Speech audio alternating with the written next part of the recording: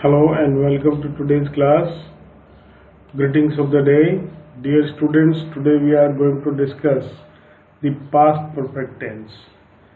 I am Ramakant, Principal MGGS English Medium, Government English Medium, and who is going to present this lesson before you.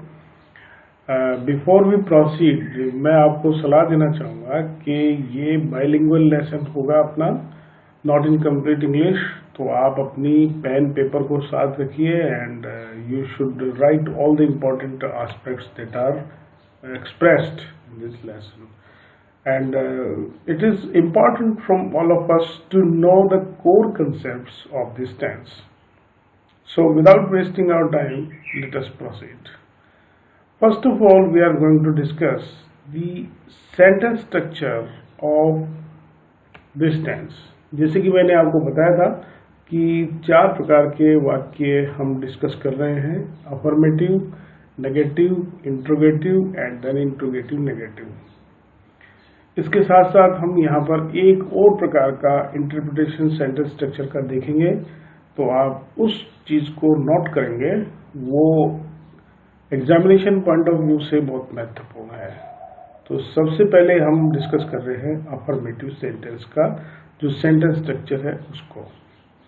तो क्या होता है, देखिए, सबसे पहले इसमें सब्जेक्ट आएगा, then we will have helping verb as head helping verb का यूज करेंगे, फिर वर्ब की थर्ड फॉर्म का, और फिर हम ऑब्जेक्ट का इस्तेमाल इसमें करेंगे.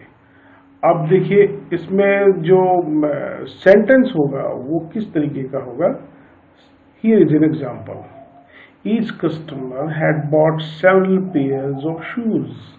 Each customer is subject, then had is helping verb, then the third form of buy is bought. It is mentioned here. One more example.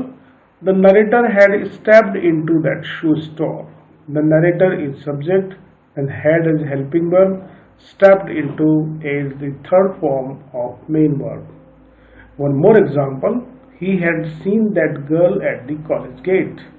He is subject, had plus had is your helping verb, and the third form of the main verb see is seen, that is mentioned here. So on the basis of all these 3 sentences we have formed some rules. क्या नियम हमने बनाए हैं, देखिए बहुत ही simple rule इनसे निकल करके आ रहे हैं. पहला सबसे जो महत्वपूर्ण है वो है कि इसमें हेल्पिंग वर्ब हैड का यूज किया जाता है. ओनली हैड का, जिसमें हम सिंगुलर या प्लूरल सब्जेक्ट का कोई डिफरेंस इसमें नहीं होता है. Only helping verb had is used. Then we have the third form of main verb. Main verb की थर्ड फॉर्म का हम इसमें यूज करते हैं. तो ये 2 चीजें हमारे सामने इसमें निखर करके आई है. आप इनको नोट कर लीजिए, और on the basis of these 2 rules you can make a lot of sentences. एक चीज और है, मैं आपको यहाँ पे बताना चाहूँगा कि सभी स्टूडेंट्स इन एग्जाम्पल्स को देखते हुए जितने आप सेंटेंसेस अपने आधार पर फ्रेम कर सकते हैं उन्हें करिए. Otherwise you will not be able to grasp the full manner of this sentence, of this tense. In order to understand the tense in a complete manner, you have to practice at your own, because it is language and language always demands practice. तो जिस sentence structure की मैं आपसे discuss करने जा रहा था, हाँ, कि एक और प्रकार का सेंटेंस स्ट्रक्चर हम डिस्कस कर रहे हैं. It is there before us now. ये है one more interpretation of the sentence structure. यहाँ पर हम एक ही वाक्य में 2 प्रकार के सेंटेंसेस आते हैं, उनके बारे में डिस्कस करने जा रहे हैं. जिसमें देखिए क्या है खास बात, कि सबसे पहले सब्जेक्ट आएगा, फिर हेल्पिंग वर्ब आएगी, फिर वर्ब की थर्ड फॉर्म आएगी, फिर ऑब्जेक्ट, और फिर एडवर्ब आएगा. एक तो स्ट्रक्चर ये हो गया. दूसरा स्ट्रक्चर हो गया व्हेन या बिफोर वर्ड हम लगाएंगे, फिर सब्जेक्ट आएगा, फिर वर्ब की सेकंड फॉर्म आएगी, फिर ऑब्जेक्ट और एडवर्ब आ जाएगा. यानी कि आप समझ रहे हैं कि जब वर्ब की सेकंड फॉर्म का इस्तेमाल हम कर रहे हैं तो वो पास्ट सिंपल है, और वर्ब की थर्ड फॉर्म का इस्तेमाल हम कर रहे हैं तो वो पास्ट परफेक्ट है। हमेशा ध्यान रखिए कि जो वर्ब की जो जितने भी परफेक्ट है, चाहे पास्ट है चाहे प्रेजेंट है, उसमें वर्ब की थर्ड फॉर्म का इस्तेमाल होगा। और एक और नियम मैं आपको बता रहा हूं कि जब भी कभी आप किसी वर्ब के साथ आईएनजी देखें तो वह वर्ब की फर्स्ट फॉर्म आएगी और वो first form plus ING continuous tense को बताएगा। तो ये चीज हमारे सामने यहाँ पर आ रही है। अब देखिए ये दो पार्ट हैं, इन दोनों पार्ट के हमने कुछ नाम दिए हैं। वो क्या नाम है? देखिए आपका सबसे पहला नाम है मेन क्लास और दूसरा हो गया आपका सबऑर्डिनेट क्लास। हमने क्लासेस पर एक अलग से लेसन दिया हुआ है। क्लास का मतलब उपवाक्य होता है ये। तो एक तो मुख्य उपवाक्य हो गया और एक सबऑर्डिनेट क्लास में सहायक उपवाक्य हो गया। यानी ये जो मुख्य बात को सपोर्ट करने वाली जो बात है वो यहाँ पर आपको दिखाई देगी। अब देखिए इसी चीज को इन्वर्जन करके एक और प्रकार का सेंटेंस स्ट्रक्चर हमारे सामने आ रहा है। वो है after plus subject plus helping verb had plus verb की third form, then object and adverb, then we have subject plus verb की second form plus object plus adverb. अब जरूरी नहीं है कि इसमें मेन क्लास हमेशा पास्ट परफेक्ट टेंस ही हो। तो यहां पर क्या फॉर्म होगी? देखिए कि सबऑर्डिनेट क्लास यानी सहायक उपवाक्य आपका पास्ट परफेक्ट में हो गया और मेन क्लास आपका पास्ट सिंपल में हो गया है। तो यहां पर देखिए अब हम इसी से बेस्ड कुछ सेंटेंसेस देख रहे हैं तो आपको ये बहुत अच्छी तरीके से समझ में आएगा। The first example is here, the patient had died before the doctor came. The patient is your subject, then had helping verb, then we have the third form of die as died और फिर object आ गया। Then we have when और before में से before हमने लिया है ऊपर वाले सेंटेंस स्ट्रक्चर के आधार पे ये सेंटेंस है। फिर the doctor came, the doctor is subject हो गया और केम जो है वो आपका सेकंड फॉर्म ऑफ वर्ब हो गया। ये आपका पहले प्रकार के सेंटेंस स्ट्रक्चर पर बेस्ड एक एग्जांपल हमने देखा यहाँ पे। अब दूसरे प्रकार का देखिए, after we had completed homework. सबसे पहले आफ्टर आया, फिर सब्जेक्ट में वी आया, फिर हैड आ गया, फिर कंप्लीटेड में वर्ब की थर्ड फॉर्म आ गई और होमवर्क आपका ऑब्जेक्ट आ गया। देन आ गया फिर सब्जेक्ट वी आ गया और फिर प्ले की सेकेंड फॉर्म प्लेड आ गई। ये दो प्रकार के सेंटेंस स्ट्रक्चर हमारे सामने इसमें आए हैं। तो ये एक स्ट्रक्चर है। It is very important from the examination point of view. So all of you are please note it down in your notebook and have a lot of practice. हम इसी चीज पर हमारी एक एक्सरसाइज भी जो है वो हम करेंगे इसमें। तो चलिए हम आगे बढ़ते हैं। जो नेक्स्ट सेंटेंस स्ट्रक्चर है उसके बारे में डिस्कस करते हैं और it is our negative sentence. Negative sentence का जो सेंटेंस स्ट्रक्चर है हम उसका डिस्कशन यहाँ पर करने जा रहे हैं। तो नेगेटिव सेंटेंस में क्या होगा? जैसे कि नेगेटिव आ गया, इसका मतलब नोट आ गया। तो क्या है देखिए यहाँ पर देखिए कि सबसे पहले सब्जेक्ट आ गया, फिर हेल्पिंग वर्ब आ गई, फिर नोट आ गया, फिर वर्ब की थर्ड फॉर्म आ गई इसमें, फिर ऑब्जेक्ट आ गया। ये हम इसमें देख रहे हैं। See here an example, he had not seen the girl at the college gate by then. He is your subject, then had not is your helping verb, and not then the third form of the verb is see plus see का third form seen हो गया। इसी प्रकार से देखिए the salesman had not displayed professional skills by then. The salesman subject हो गया, had helping verb, note आ गया फिर और डिस्प्ले की थर्ड फॉर्म डिस्प्लेड हो गया, फिर आपका ऑब्जेक्ट आ गया। तो ये एक एग्जाम्पल और है।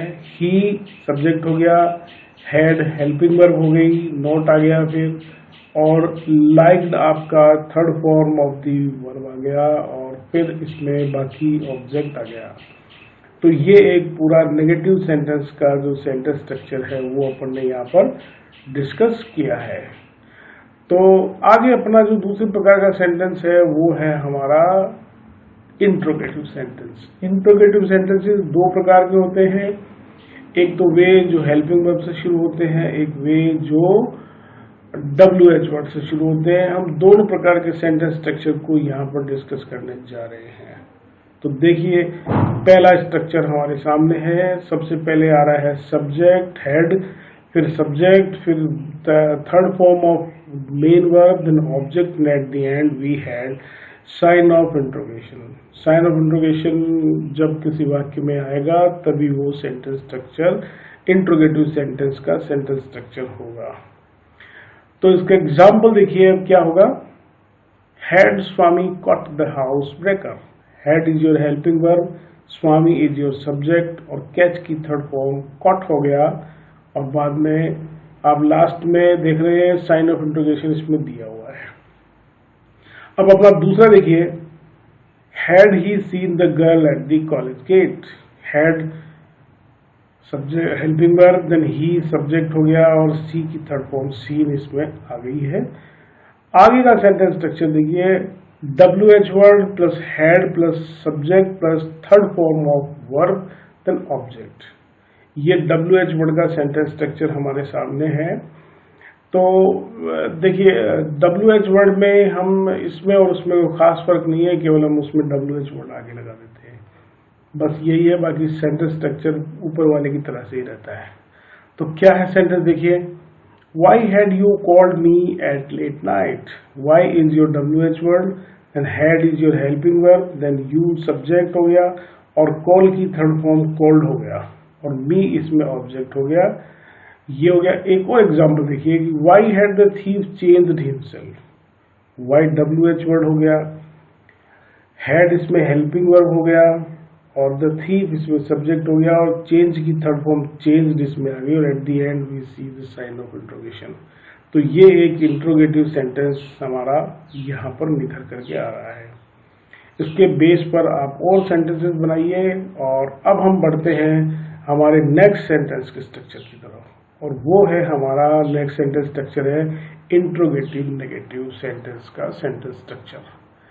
अब देखिए यहाँ पर ये सेंटेंस स्ट्रक्चर आ रहा है, had plus not plus subject plus third form of main verb and object और at the end sign of interrogation.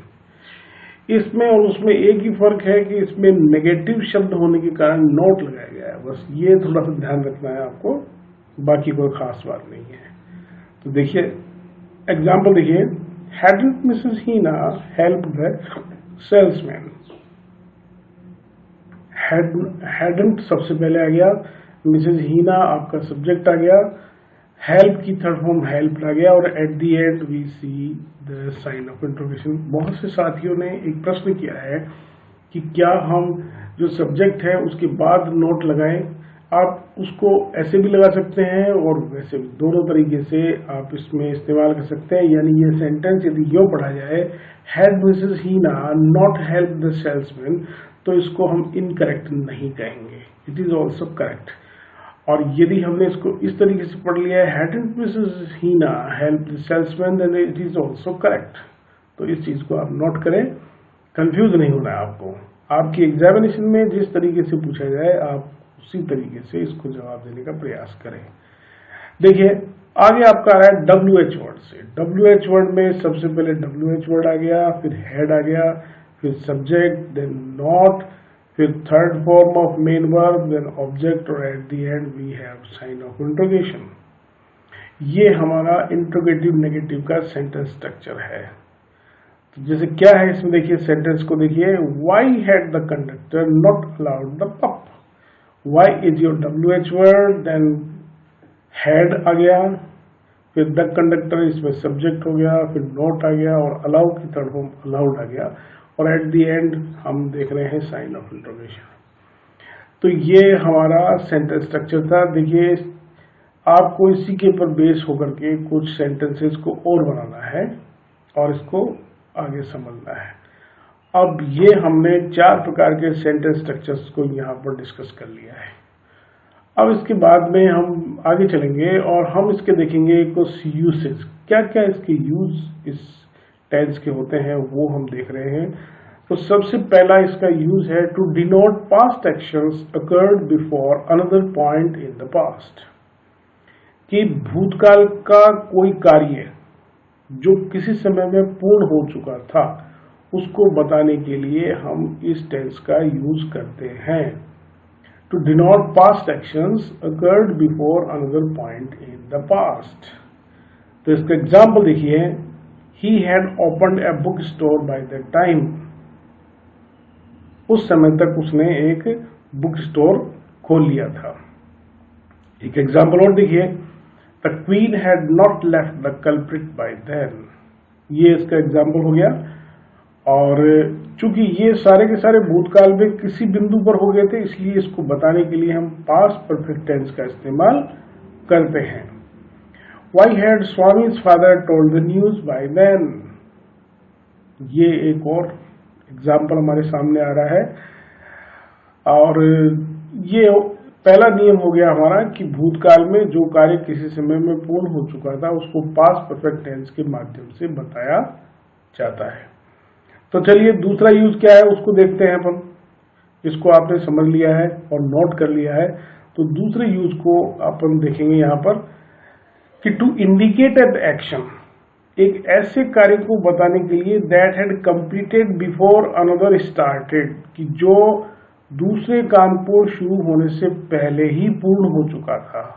यानी कि आपको ऐसा लगता है कि दो काम एक साथ हुए हैं, परंतु ऐसा होता नहीं है। उसमें एक काम पहले हो चुका होता है और दूसरा काम उसके बाद में शुरू होता है। तो ऐसे कामों को बताने के लिए हम पास्ट परफेक्ट टेंस का इस्तेमाल करते हैं। देखिए एग्जाम्पल देखिए, the train had gone when we reach the station. तो जो हैड गॉन वाला है वो काम पहले हो गया है। और when we reach the station, जब हम स्टेशन पर पहुंचे, तो जो काम पहले हो गया था उसको पास्ट परफेक्ट के माध्यम से बताया गया है, तो इसलिए यहाँ पर हैड गॉन लगाया गया है। तो ये ध्यान देने की बात है। और दूसरा पास्ट सिंपल में इस्तेमाल होगा। देखिए कि दूसरे कार्य के प्रारंभ होने से पूर्व पहला कार्य पूर्ण हो चुका हो, उस कार्य को बताने के लिए हम पास्ट परफेक्ट टेंस का इस्तेमाल करते हैं। See example here, the patient had died before the doctor came, कि चिकित्सक के आने से पहले पेशेंट की डेथ हो गई थी। ये हम इसमें इसको इस तरीके से देख सकते हैं कि एक कार्य जो पहले हो गया था और दूसरा कार्य जो बाद में हुआ है। तो ये रूल है हमारे सामने निखर करके आ रहे हैं। तो इसी के बेस पर हम आगे देखते हैं। एक और चीज आ रही है कि इन कंडीशनल सेंटेंसेस, कि शर्त वाले वाक्य इंडिकेटिंग इम्पॉसिबल कंडीशन, जो असंभव दशाओं को बताते हैं, उसको हम पास्ट परफेक्ट टेंस के माध्यम से बताएंगे। तो देखिए क्या क्या है कि if I had worked hard I would have passed. यदि मैं कठोर श्रम करता तो मैं पास हो जाता। इफ आई हैड वर्कड, तो ये कंडीशनल सेंटेंसेस को, यानी ऐसी दशा जो अब संभव नहीं है, मैंने काम ही नहीं किया तो मैं पास कैसे होऊंगा, तो अब संभव नहीं है। आगे देखिए कि if we had been careful we would have escaped. यदि हम सावधान रहते तो हम बच जाते, परंतु हम सावधान नहीं रहे, इसलिए हम नहीं बच रहे, इसलिए हम चपेट में आ रहे हैं। आप देख रहे हो आजकल हम बीमारी की चपेट में आ रहे हैं। यदि हम सावधान होते, नेचर के साथ खिलवाड़ न करते, तो हम चपेट में नहीं आते। तो ये एक महत्वपूर्ण स्थिति को बताने वाला रूल है, आप इसको भी नोट कर लें।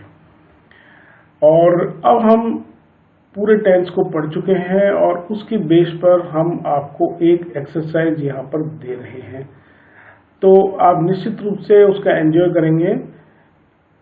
Fill in the following uses the correct form of past simple and past perfect tenses.